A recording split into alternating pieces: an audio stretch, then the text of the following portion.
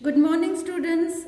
मैं डॉक्टर कमलजीत मान BSc home science part 1 में आपका स्वागत करती हूँ। मैं जो आपको सब्जेक्ट पढ़ाऊँगी वो है ह्यूमन फिजियोलॉजी, जिसे हिंदी में कहते हैं मानव रचना एवं शरीर क्रिया विज्ञान। ये सब्जेक्ट बहुत इंटरेस्टिंग है और वही हम थोड़ा सा डिस्क्रिप्टिव फॉर्म में पढ़ेंगे जो कि आपने 10th में साइंस में पढ़ा है। इसकी 5 यूनिट्स हैं और वही सारे सिस्टम्स जो कि आपने 10th में पढ़े हैं उन्हीं को डिस्क्रिप्टिव फॉर्म में हमें पढ़ना है, जैसे कि कोशिका की संरचना, उत्तक, पाचन तंत्र, उत्सर्जन तंत्र, तंत्रिका तंत्र, हार्मोन्स। तो आपको बिल्कुल भी इस सब्जेक्ट को पढ़ने में परेशानी नहीं होगी और ये बहुत इंटरेस्टिंग सब्जेक्ट है क्योंकि सभी कुछ हमें डायग्राम से ही डिस्क्राइब करना है। तो अगर आप डायग्राम बना सकते हैं तो उसके बारे में आसानी से लिख सकते हैं, इसलिए आपको इसमें ज़्यादा मेहनत की ज़रूरत नहीं पड़ेगी। तो यूनिट फर्स्ट स्टार्ट करते हैं। उसमें सबसे पहले हम पढ़ेंगे कोशिका की संरचना। तो ये आप डायग्राम आपको दिखाई दे रहा है कोशिका का। ये एक ह्यूमन सेल का डायग्राम है जिसमें आप देख सकते हैं ये बाहर कोशिका झिल्ली दिखाई दे रही है और बीच में केंद्रक दिखाई दे रहा है। कोशिका झिल्ली में चयनित पारगम्यता होती है, अर्थात इसमें छोटे छोटे छेद होते हैं, ये दिखाई दे रहे हैं, जो कि कुछ विशेष पोषक तत्वों को ही जीव द्रव्य में प्रवेश करने की अनुमति देती है।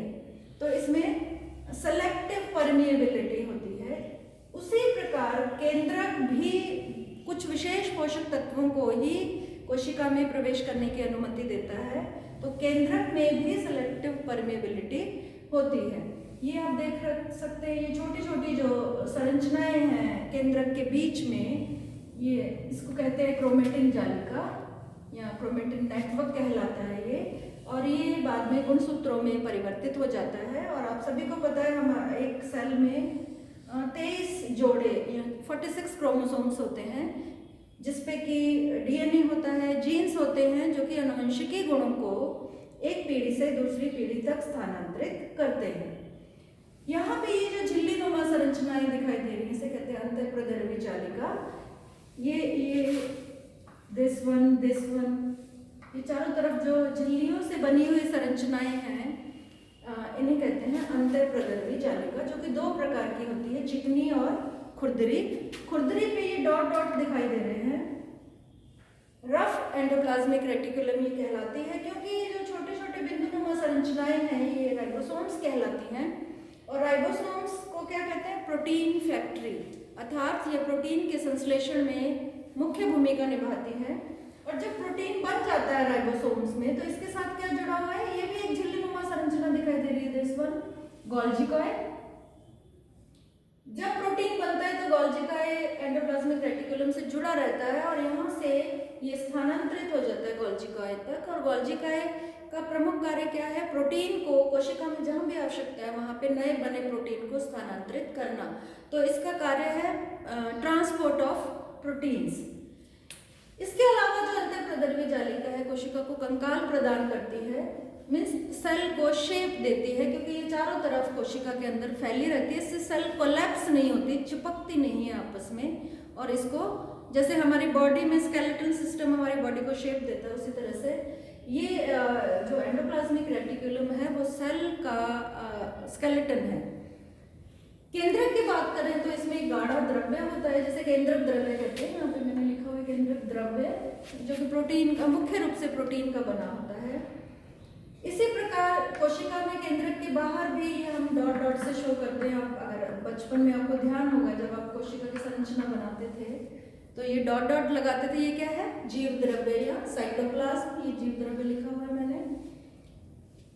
ये जो जीव द्रव्य है ये ह्यूमन लाइफ का बेस है, आधारीय इकाई है। इसी के बाद ही जब ये जीव द्रव्य कोशिका में बनता है तो फिर कोशिकाओं में केंद्रक की सहायता से सेल डिवीजन होता है। 1 से 2 कोशिकाएं बनती हैं, 2 से 4 कोशिकाएं बनती हैं। तो हमारे जीवन का आधार क्या है? कोशिका एवं कोशिका को जीवित रहने के लिए क्या चाहिए? जीव द्रव्य, जो कि एक बहुत न्यूट्रिशियस प्रोटीन से बना कोलाइडल लिक्विड है, जो कि कोशिका को शेप बनाने में सहायता करता है। और विभिन्न जो ऑर्गेनेल्स हैं, ऑर्गेनेल्स को हिंदी में कहते हैं अंगक, जो कि इसमें तैरते रहते हैं। अब हम अगर सेल ऑर्गेनेल्स की बात करें तो सबसे महत्वपूर्ण क्या है? माइटोकॉन्ड्रिया। ये आपको शेप दिखाई दे रही है, माइटोकॉन्ड्रिया कैसा होगा? इस तरह का, ये दोहरी झिल्ली से बना होता है और इसकी जो बीच की झिल्ली है वो क्रिस्टी कहलाती है। यहाँ पे गाढ़ा द्रव्य होता है जिसे माइटोकॉन्ड्रियल मैट्रिक्स कहते हैं।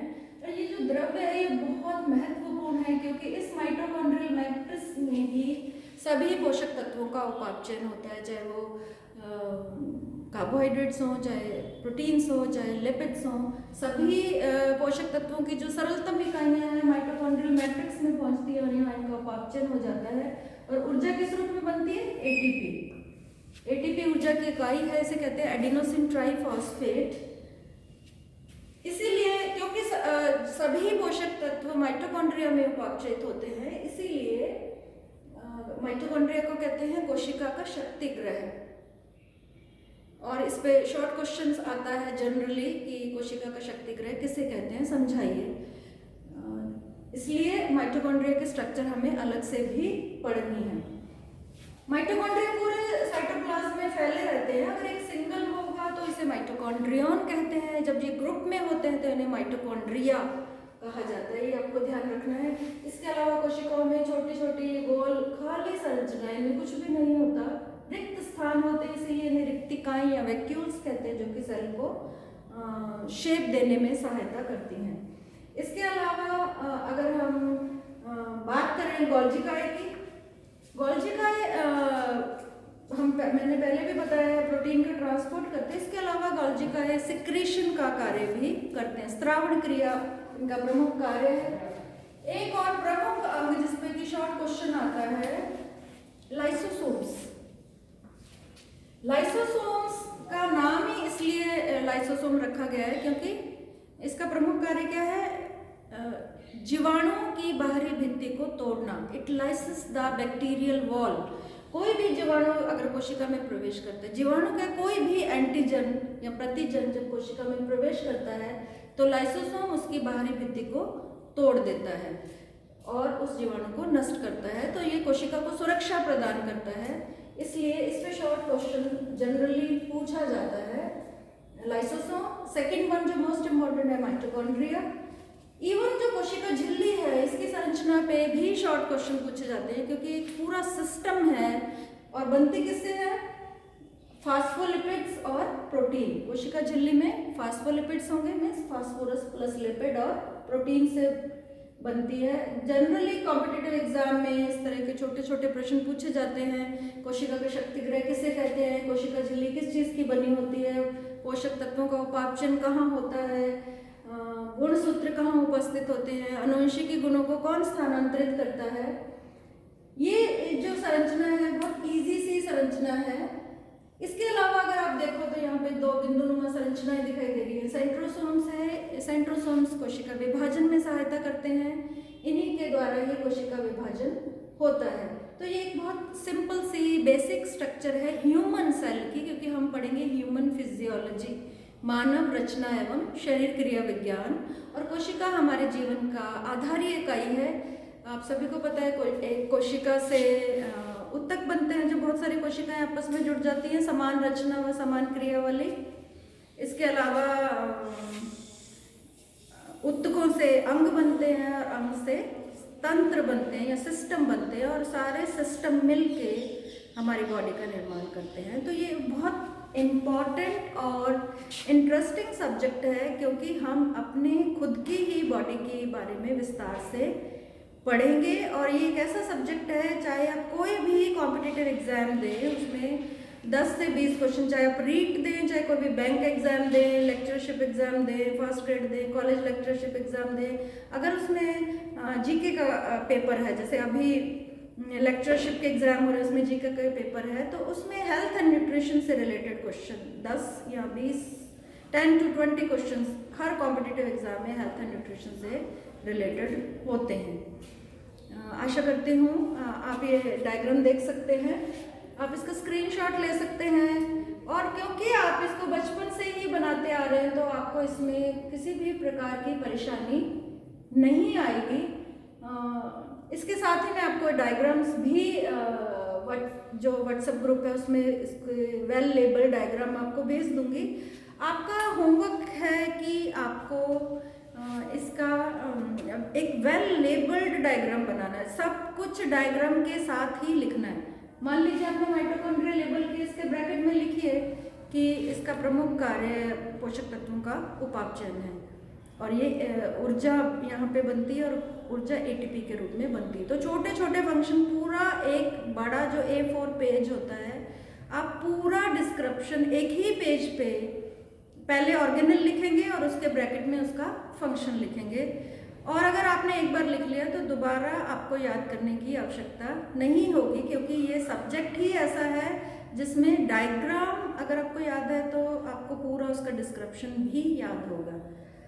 आशा करती हूँ इस सेशन की ये पहली क्लास आपको पसंद आएगी, अच्छा लगेगा पढ़ने में। और ये सब्जेक्ट बहुत ज़्यादा सिलेबस नहीं है, थोड़ा ही सिलेबस है, बस आपको वही 10th वाले जो सिस्टम्स है उसको थोड़ा सा डिटेल में पढ़ना है। Thank you.